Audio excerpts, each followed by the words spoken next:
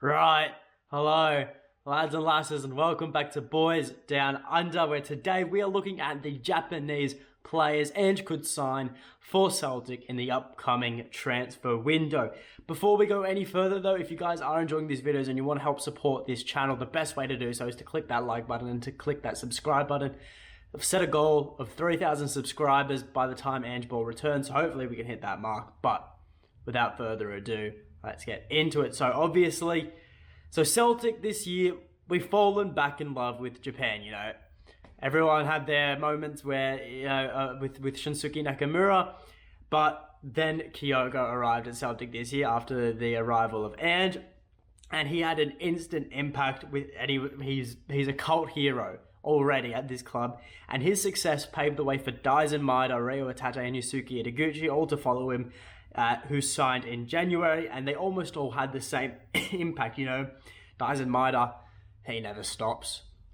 He's got an engine that doesn't have an off button. Ryo Atate had one of the best Glasgow Derby performances of the modern era, and for Yusuke, I'm sure this season he'll feel like a new signing, but who else could Celtic bring in from the land of Japan? Could Celtic make, I've done some scouting, right? Done some scouting, and obviously with it being mid-season in the J-League, it will be a lot harder than it would to bring in players at the end of the season. So, for them, our transfer window right now, or the one we're heading into, is their sort of January transfer window equivalent, if that makes sense. So it's going to be much harder to bring in players then than it would at the end of the season, but still, I'm sure Ange could, work some magic and bring some players over if he had to. Now, in saying that, there are a couple players on this list who actually are Japanese but don't currently play in the J-League, are playing in a European league somewhere, so they will be a lot easier to sign, I'd say, than players from Japan.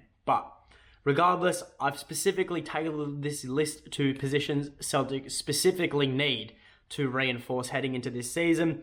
And there's a lot of talent in Japan, especially in the positions which Celtic don't need reinforcement in, and feel free to go do your own research on that, but these are just some players that I've specifically picked out. And I have to mention, because someone brought it up last time I did a video like this, of course, Japan isn't the only place Celtic are going to sign people from, but I think I can guarantee that Ange will be revisiting that market very soon. Regardless, the first player we have on this list is PSV Eindhoven winger Reitsu Doan. Now, he's a 23-year-old versatile winger who is predominantly left-footed and hence has the capability to play on both wings and also through the middle.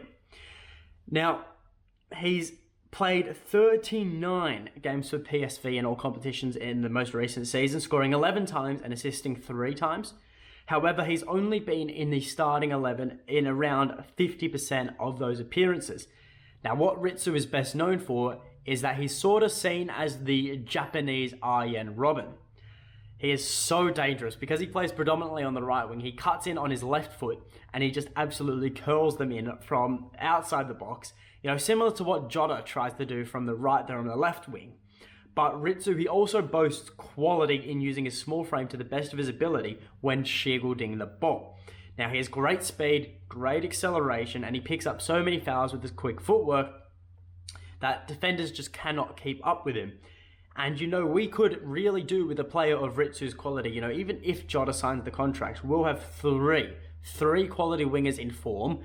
So that's Abada, Jota, and Daisen Maeda.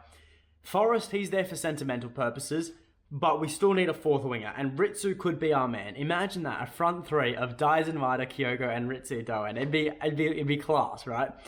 Plus, he's a seriously cracking player for 23 years old. He could prove vital, in the upcoming season for Celtic. Plus, at PSV, they aren't guaranteed Champions League football. They're in the qualifiers right now, but that could be a pull for the lad, is having that guaranteed group stage football. And with transfer market valuing him at roughly £5.5 million, by no means is that out of Celtic's budget.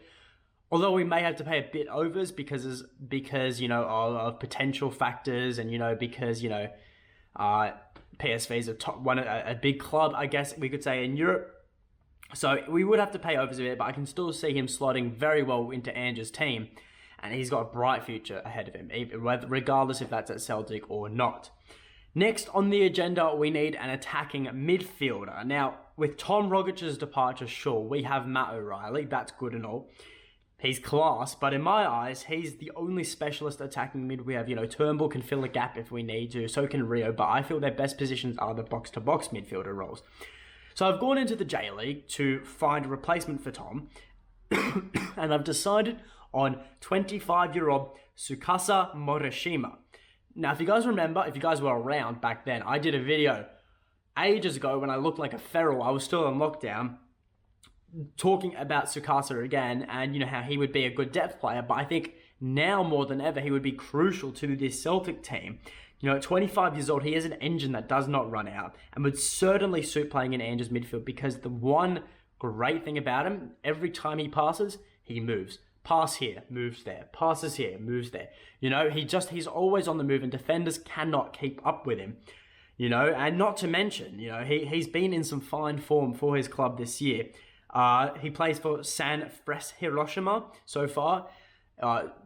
This season he's been playing for Sanfrecce Hiroshima, and in 18 appearances he has 6 goals and 1 assist, and a key reason as to why they sit 4th in the ladder. Now, dragging him over to Scotland, even with all the appeals, it will be tricky. Sanfrecce Hiroshima, they will not want to let their best player leave, one of their stars to leave. So despite him only, being valued at £1 million, we're going to have to pay a bit of overs if we would want to drag him over to Scotland. And, in Celtic's favour, I guess his contract does run out at the end of this year. So when the J-League season ends, a month later, his contract will run out in January of 2023.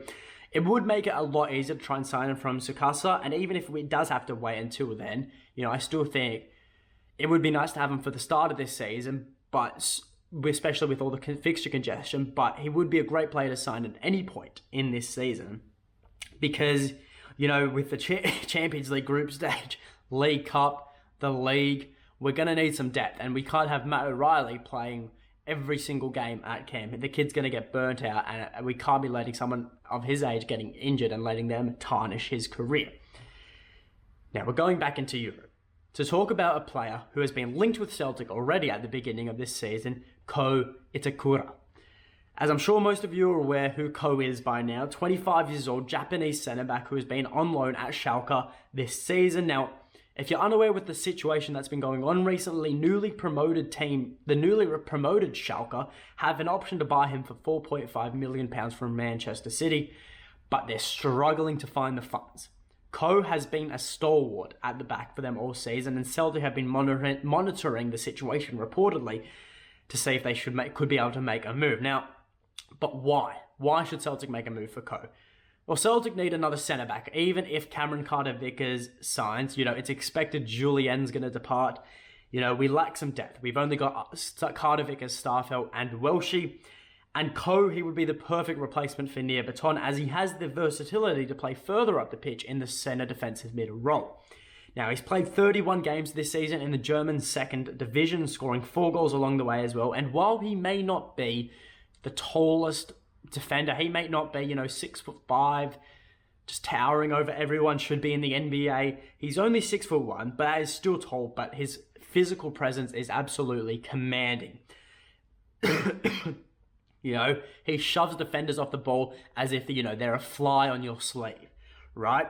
And for a centre-back who can also play CDM, he has exceptional ball-playing ability and would certainly slot into Ange ball and the system Ange plays with, because he's a ball-playing centre-back. He is very comfortable with the ball at his feet, and we need that in a league where Celtic dominates so much possession. The most important play pool in Celtic's starting 11 to have good ball playing ability is the 2 centre backs, because if we're going to concede, it's going to be from one of them playing a loose ball, playing a loose pass, and getting counter attacked. And like I said earlier, Champions League fixtures, League Cup fixtures, the league fixtures, we need quality depth, and that can't be just achieved with 3 centre backs. What if one of them gets injured and one of them gets suspended? What happens then? We minimum 4 defenders, four proper first team defenders. Ko, he's been valued at £3.5 million. The option to buy from Manchester City's 4.5 million for Schalke. I'm sure if Celtic matched that, we could get him no problem. We just have to monitor the situation as to whether Schalke are able to exercise the funds and to gather them. They're trying to sell players, but we'll have to wait and see what happens there. And like I said, they've been trying to get the funds recently, but the clock is ticking. I'm sure they have a deadline just as Celtic do with Carter Vickers. And if they don't meet that deadline, well, I would certainly not be opposed for Celtic making a move for Co. Now, the fourth and final player we're looking at today, we're heading back to the J-League, and looking at it, we need a left back. Even with the rumours regarding Mohamed Jeze and Francisco Ortega, we need to look at other options. And bringing in an experienced left back may do the trick. Who am I looking at? Ryosuki Yamanaka, a 25-year-old left back currently playing for Cerezo Osaka in the J-League. Now, he's played in Japan in his whole 263-game career, and he would bring so much experience to Celtic's left back spot. So far this season, he's played 15 matches, already tallying 4 assists along the way, and has started around 60% of those 15 matches. Now, in terms of depth, great signing. As if we can get at least 1 or 2 good years out of him, it would be a great signing. His contract runs out at season's end. We could get him on a cut price deal.